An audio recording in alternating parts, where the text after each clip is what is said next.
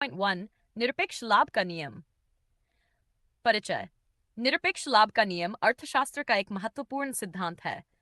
इसे अर्थशास्त्री Adam Smith ने बताया था। इस नियम के अनुसार कोई देश उस वस्तु के उत्पादन और निर्यात में विशेषज्ञता प्राप्त करे जिसे वह दूसरे देश की तुलना में कम लागत, कम समय या कम संसाधनों में बना सकता है।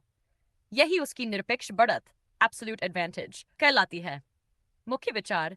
यदि दो देशों में से हर देश किसी एक वस्तु को अधिक दक्षता, कम खर्च या अधिक उत्पादन से बना सकता है, तो दोनों देशों को उसी वस्तु में विशेषज्ञता हासिल करनी चाहिए और आपस में व्यापार करना चाहिए। इससे दोनों देशों को लाभ होता है और संसाधनों का बेहतर उपयोग होता है। सरल उदाहरण।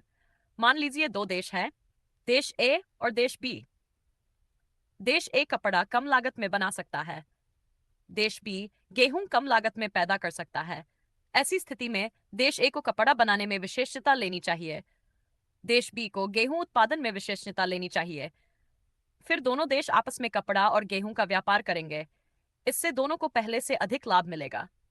नियम की प्रमुख विशेषताएं। मन उत्पादन में दक्षता पर जोर देता है, संसाधनों के सर्वोत्तम उपयोग को बढ़ावा देता है। 3 अंतर्राष्ट्रीय व्यापार के लाभ को समझाता है। शॉ देशों के बीच विशेषज्ञता और विनिमय को प्रोत्साहित करता है। लाभ उत्पादन लागत कम होती है, वस्तुओं की उपलब्धता बढ़ती है, देशों के बीच आर्थिक संबंध मजबूत होते हैं, समग्र उत्पादन और आय में वृद्धि होती है। सीमाएं। 1 यह नियम केवल दो देशों और दो वस्तुओं की स्थिति को सरल रूप में मानता है। 2 परिवहन लागत और व्यापारिक बाधाओं को नजरअंदाज करता है। 3 वास्तविक जीवन में हर देश को किसी न किसी वस्तु में निरपेक्ष लाभ होना जरूरी नहीं होता। निष्कर्ष।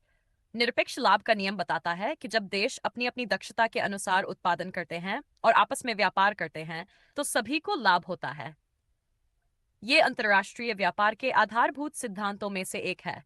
अगर इसे नीचे रेखाचित्र द्वारा दर्शाया गया है।